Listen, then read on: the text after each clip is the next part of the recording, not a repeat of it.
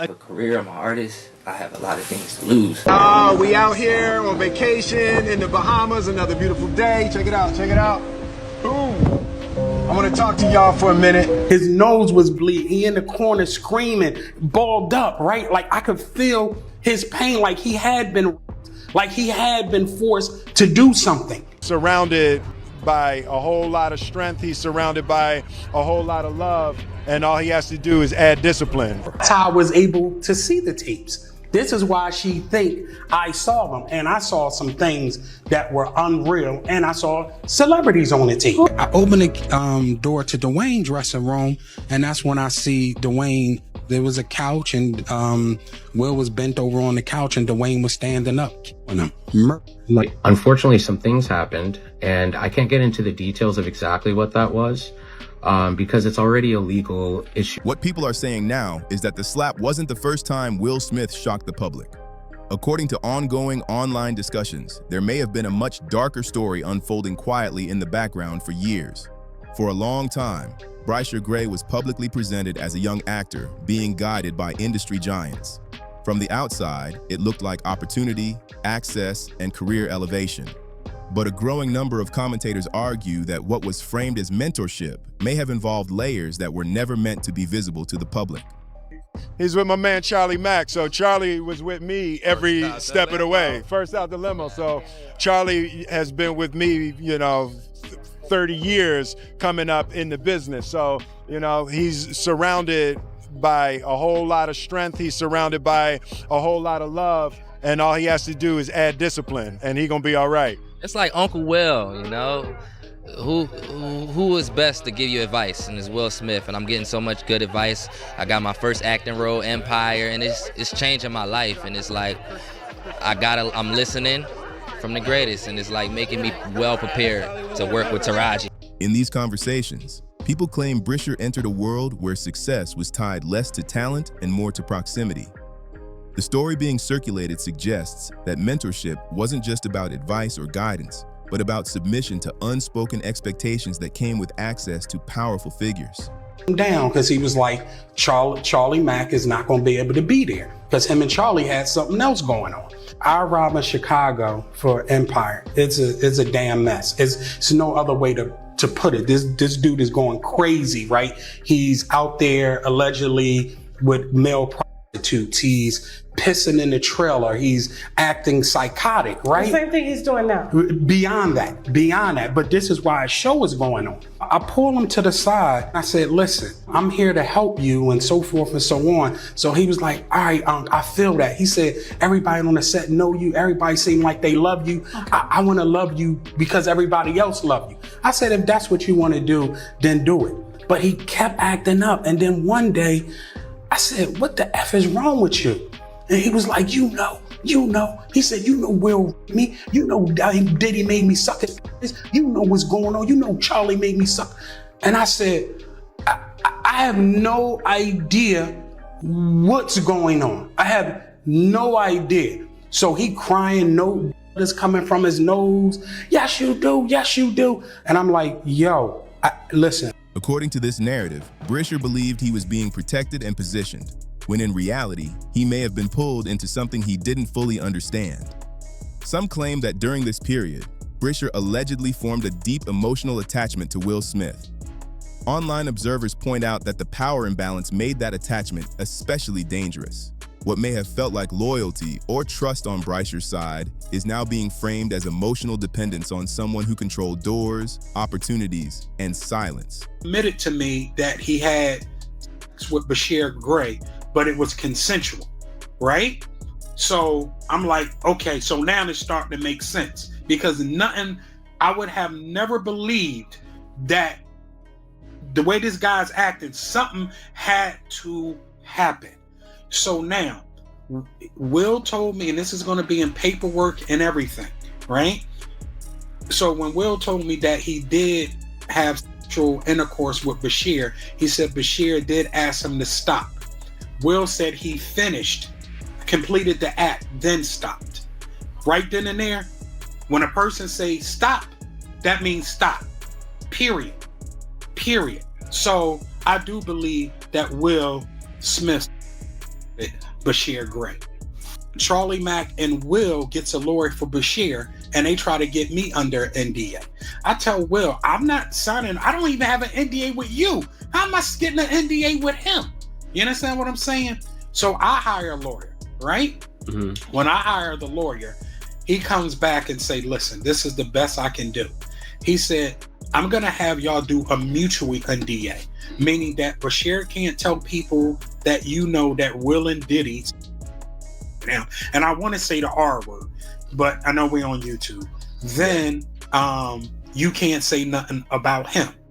So I said, okay, well, as long as he stopped telling people that I know what Will and Diddy did to him. You understand what I'm saying? Period. That was the problem. So there's legal paperwork, and it's all going to be, and you got to follow. As the story goes, once that attachment stopped being convenient, the dynamic allegedly changed. Supporters of this theory say access was slowly withdrawn, communication faded, and professional momentum stalled.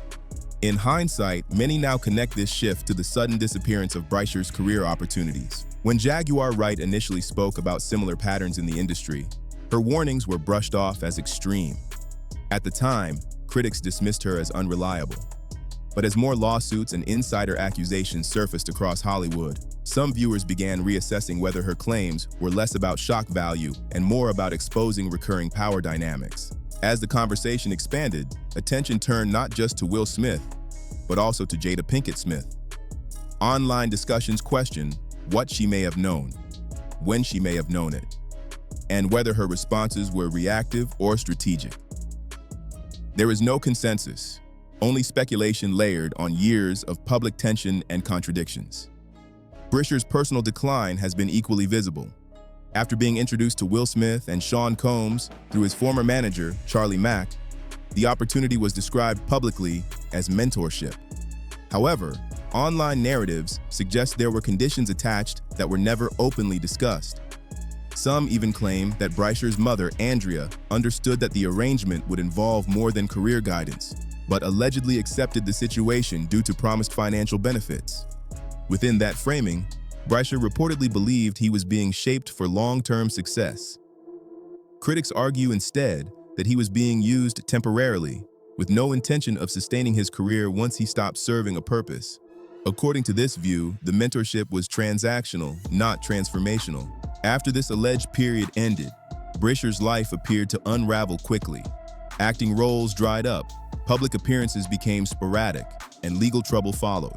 Our jailhouse interview lasting for 2 hours as they try to piece together a chaotic chain of events. Empire.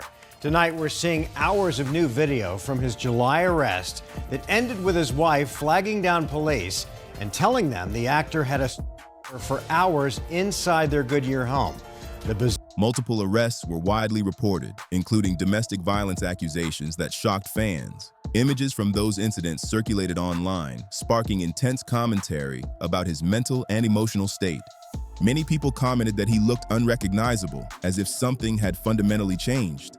Others speculated that the damage occurred long before the arrests, suggesting that whatever he experienced while under industry protection left lasting psychological scars. The situation escalated when Bilal, a former close associate and assistant to Will Smith, began making public claims. Bilal alleged that Will engaged in inappropriate relationships with young men and pointed to Bryshere as an example of how mentorship was allegedly used as a gateway to control. Open the door to Dwayne's dressing room, and that's when I see Dwayne and having with Will. Let me process that for a second. There was a couch, and Will was bent over on the couch, and Dwayne was standing up. Murder. Like, it was murder. These claims have not been legally confirmed, but they significantly intensified public scrutiny. Will Smith did not issue a direct response, but Jada Pinkett Smith reportedly pushed back by threatening legal action. Bilal dismissed the threat publicly, framing it as an attempt to silence rather than resolve the accusations. Instead of retreating, he continued expanding on his version of events, claiming that emotional attachment was exploited and then weaponized against those involved. All right, Brother Bilal, listen, I do want to say, Okay. for the viewers, because we're going to rewind back. Before we put out the interview, all we put out was a clip that went ultra viral. Okay? Yeah. Everybody in the world got this clip. It was trending for days on Twitter. Okay? Before the interview comes out, what shocked me is Jada is doing her book promotional for Worthy. Yes. She goes to the Breakfast Club and she sits down and they ask her about you, but they can't not ask. Like, it's so huge. Right. And to my surprise, she answers. It's ridiculous, right? And it's nonsense. And this is a person that tried a shakedown, a money shakedown that didn't work. We're going to take legal action. The reason Will responded, the reason why Jada responded, because they know it's true. Will's never responded. And they responded in less than 9 hours. They did. That was a fast response. That was because he know what I saw in that dressing room. He know other things that I saw. She did all this to try to scare me, but I fear no one but Allah. Jada, listen, in 2 weeks, if you don't sue me in 2 weeks, if Tasha K will have me, I'm back here and I'm dropping evidence, period. You said I extorted you. You said as a money shakedown. You said a lot of things about me. And you know that the things that you said were untrue. Let's get into a little bit more of it. Jada runs Will, period. Me and her at war. I'm gonna put Will to the side. Will is to the side. Me and Jada, I will say this because I know you're watching. I know Karen Tense is watching. Who's Karen Tense? That is her PR person for years. Okay. Right? I know they're watching. Jada, you're a bald head liar and you're a drug addict, right? Oh, God. You told the world that you were going to sue me. Ooh. As of yet, and you said you're going to do it swift. It's been over 2 weeks. So Jada, I'm giving you 2 more weeks to sue me. If you don't sue me, this is what's going to happen. All the sex parties, right? And the men that you hit with dildo, I'm naming names, right?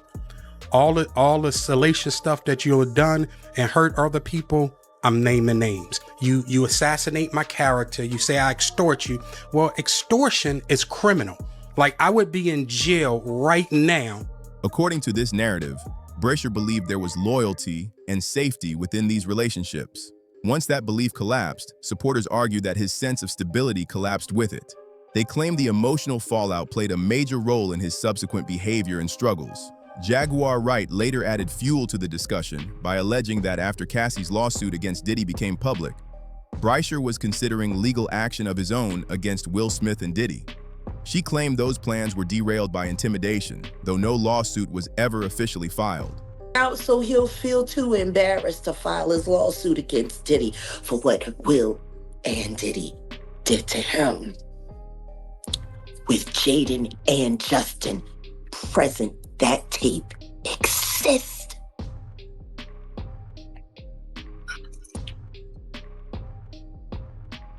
Okay.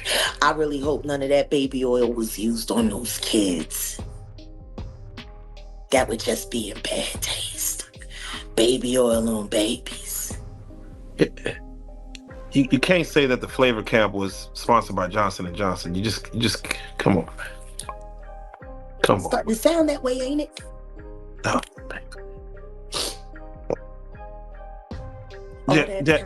All that talent, and she let Charlie tune that boy up, knowing that he was bipolar and had ADHD. What kind of mother would do that to her son? Turn him into a prostitute so you could pretend to be something more than what you are, which is nothing more than a filly.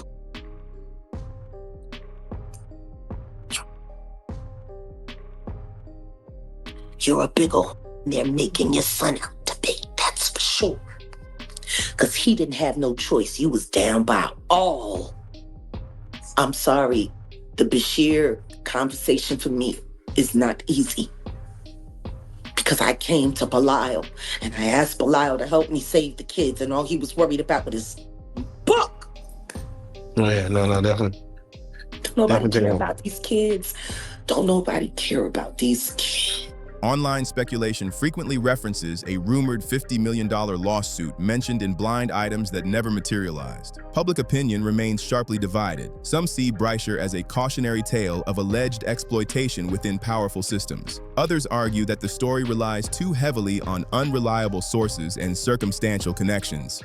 What most agree on is that Bryshere's career and personal life took a dramatic turn after his involvement with some of the most influential figures in entertainment. So the discussion continues. Was this truly mentorship or something far more complicated? Did Bryshere have agency, or was he caught in a power dynamic he couldn't escape? Let me know what you think in the comments, and click here to continue down this very messy rabbit hole.